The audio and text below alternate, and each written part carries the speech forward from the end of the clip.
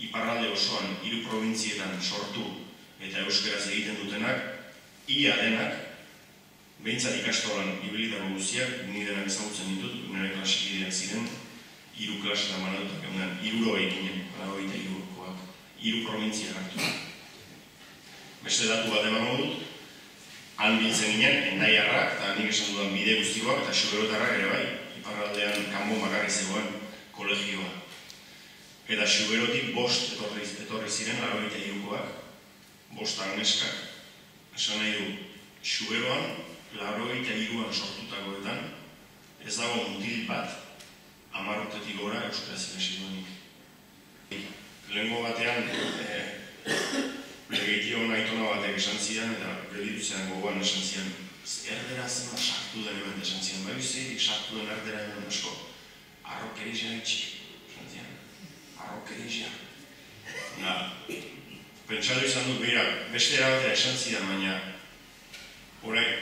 geure garaian ere bazen, lizeoan da ikasten genunean, iruditzen zegoen frantxez eginda, neuren narrasean, gehiago ginela euskaraz eginda, baina hori, transmititzen digute milaka mezu oharkabeko, eta hori barruan delitzen zaizun zerbait da, hor doa zure hizkuntzaren autua konturatu gabe.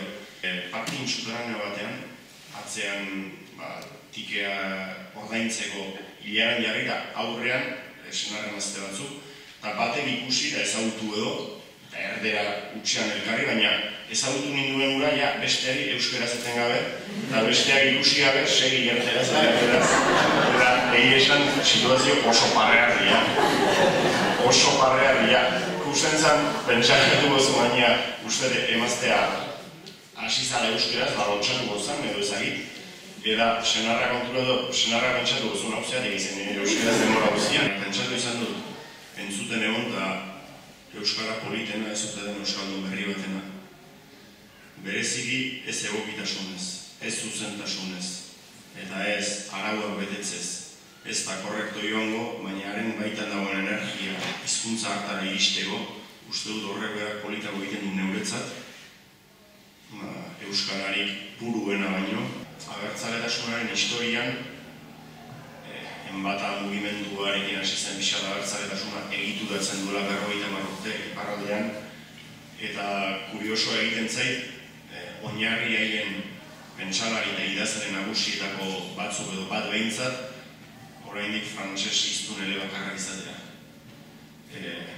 Euskararen inguruko teoria politiko oso bat idazteko eta predikatzeko prest egon, eta kuriosoa egiten zait nola gizartean dagoen diglosia egoera bat salatzeko eta horren kontrako politika oso bat diseinatzeko gai den jendeak gero bere baitako diglosia eta bere baitako kontraesanetan barneratzeko gai ez izatea.